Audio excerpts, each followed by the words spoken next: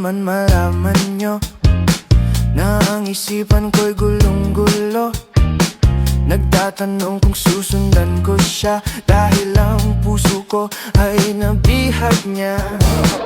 Alam mo bang minamahal ko siya, at tunay ang aking nadarama. Kahit ako'y nagmumukhang tanga, ay ayos lang basta kasama siya. Kahit sabihin pa ng